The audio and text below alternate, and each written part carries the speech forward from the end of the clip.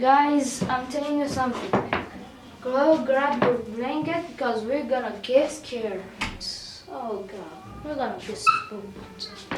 Ow, man. Holy, bro, holy. My name is Ziad Zizotullah. And let's watch this. Oh god, we're gonna get spooked out. My name is Dan. Last year I entered the high school as a freshman. One day while I was in PE class, the coach allowed us to get water one at a time, and I was the first student to go. I rushed inside one of the buildings from the courtyard to find the nearest water fountain. Since the building was pretty old, the only two fountains on the first floor were unusable due to rusty pipes. The only option was to go down into the unused basement, knowing that no one was allowed. I was nervous since none of the electricity was working, as it's only used during the summer. However, I forced myself and made my way down using the hallway light upstairs to guide me to the fountain. As I was drinking water, someone grabbed my shoulder abruptly. He was a tall man, to be in his early 30s, with a police badge. He said seriously, "I was ordered to take you, boy. Your school is in danger right now." Just then, he started to pull me. In my 14-year-old head, I believed I was going to be saved from this school danger. He pulled me through the back door to a black van, but all of a sudden, I felt uncomfortable in my stomach, so I told him that I wanted to use the restroom. I came inside to the restroom and he said that he was going to wait outside the door. The bathroom was stinky. While I was using the restroom, thinking hurry to finish, I asked him about what's going on, or where is everybody else, and so on. But he didn't answer at all. When I came out, the man was gone. Wow.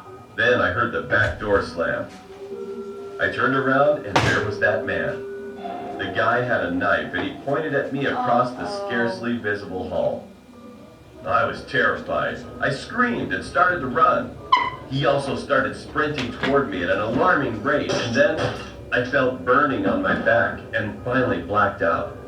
Uh-oh, no idea. When I woke up again to unbearable pain, I noticed that I was in the hospital, and my parents, big brother, and the principal were standing beside me. Apparently, I was stabbed in the back twice. The principal said there was an announcement that someone invaded the school over the intercom. However, I wasn't able to hear it since the speakers didn't work because there was no electricity down there. Fortunately, the cops were able to break the wooden basement door down so they could catch that guy. If that door held up for only a little while longer, I wouldn't be here today. He could have done much worse. Oh my god.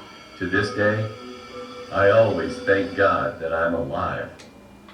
Wow, guys. This kid was going to die. Wow. Okay, good thing he's still alive. Good thing, guys. Good thing there's nothing bad happened. Because if something bad happened, this kid's supposed to be dead. Forever. We gotta watch 20 horrors first. Perfecting my tan for the start of school next month.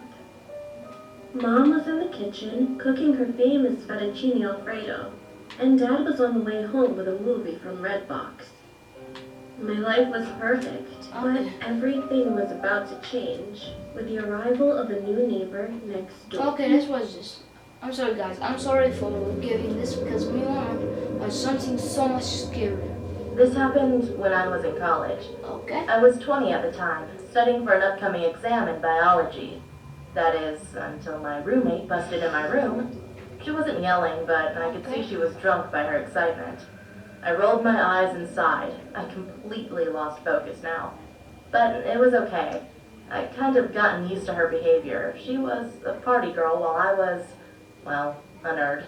I tried to get back on my reading She's like task again, Erica but she from patted me Stranger on the Things. back and drunkenly giggled before speaking.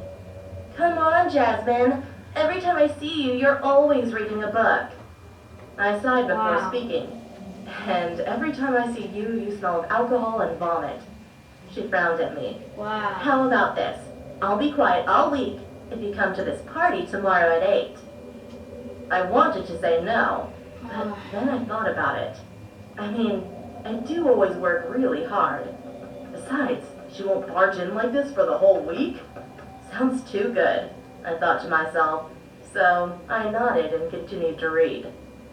We got ready. I hadn't dressed up in ages, so I was kind of excited. The party was loud, filled with drunk people making out, bumping and dancing. The party was hosted in a basement-like setting, only it was much bigger and had a lot of space. I'm not going to lie, I did have a few drinks. I wasn't drunk, but I was definitely tipsy. So, as my view became tilted, this guy comes out of nowhere and has small talk with me. He was fairly attractive. He didn't seem drunk. We met and exchanged names. From what I remember, he had red dyed hair and blue eyes. He was white and about 6 feet. His name was Luke. We laughed and talked about topics like studying and books and that kind of thing. The talking went on for about a half an hour. He then said, "Hey, I'm going to get another drink. Want anything?" And I said, "Why not? I mean, I'm having fun."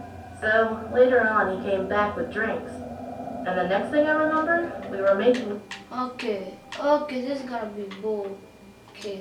But he gave up after I made it clear I wasn't interested in going. Okay. And then he asked me, "Want to go back to my place?"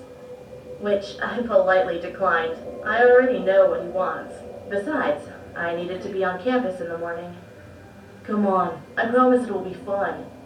I remember that he kept on trying to get me to go, but he gave up after I made it clear I wasn't interested in going to his place. He rolled his eyes angrily and gave me a paper with a number on it. "Fine. If you change your mind, give me a call." He leaned close to me and whispered against my ear. Then he walked out, and the rest of the night was a complete blank. The next day, I woke up inside my college bedroom, on my bed, next to my roommate snoring on her bed as well. As I got up to shower, a paper fell out of my pocket. It was the number, which made me remember that guy. But I had more important things now. I showered then and went to study. I remember reading my book when all of a sudden I felt dizzy. Then I woke up in the bed with police officers and nurses talking next to me.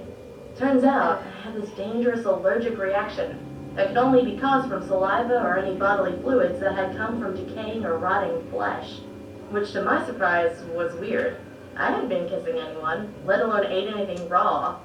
Then I remembered the guy. I told the police about the guy at the party and gave them the number he gave me. A few weeks passed and my allergies went down so I could live my life normally. I just finished my test when my phone rang. I answered it and it was the police. Turns out the guy from the party had 2 dead decaying women's bodies inside his apartment that he ate. They must have been there for months. My heart dropped.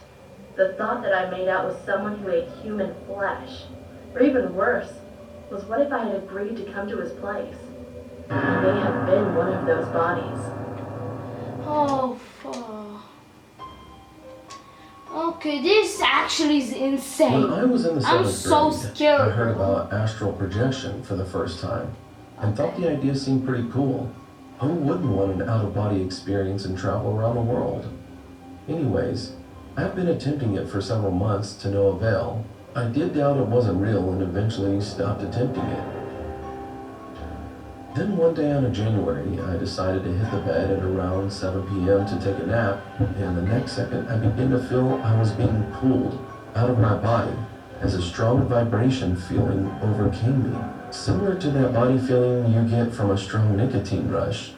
I then was floating in my room and felt a presence right behind me. I didn't think much of it. It wasn't a good presence, more of a demonic one. Despite there being my family in the home awake, I didn't see anyone there, and only the light that illuminated the stairway was on. Everything also had a blue tint to it, and I could see clearly in the dark. I had to swim through the air to be able to move, and went through my door and swam my way downstairs.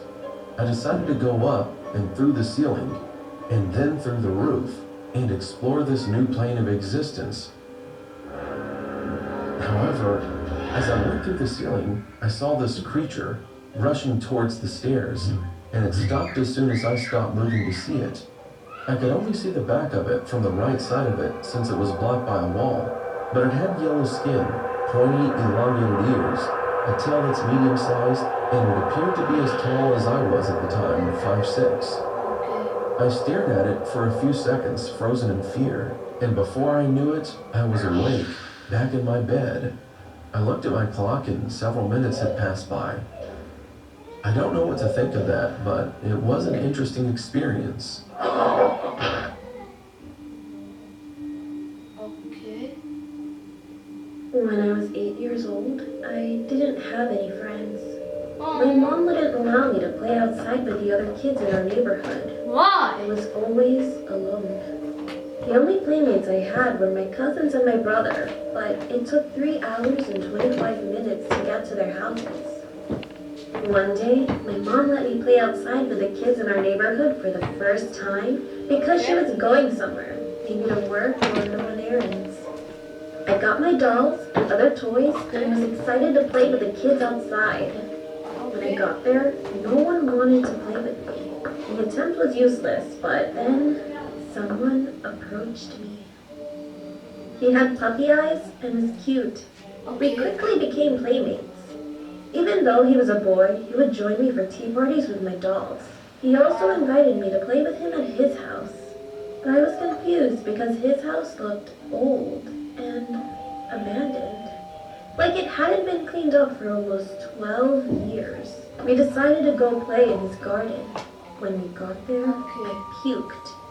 I didn't know why at the time, but for some reason, I was disgusted. He didn't offer me water or anything. He just looked at me grinning and said, "Next time, you're going to sleep here too." 2 weeks after that upsetting experience, I went looking for him. A paper airplane flew to me out of nowhere. I picked it up, and when I opened it, I was shocked, scared, and sad. It was a newspaper clipping. The boy that I played with went missing 9 years ago. I ran to my bedroom, and I saw a shadow through my window.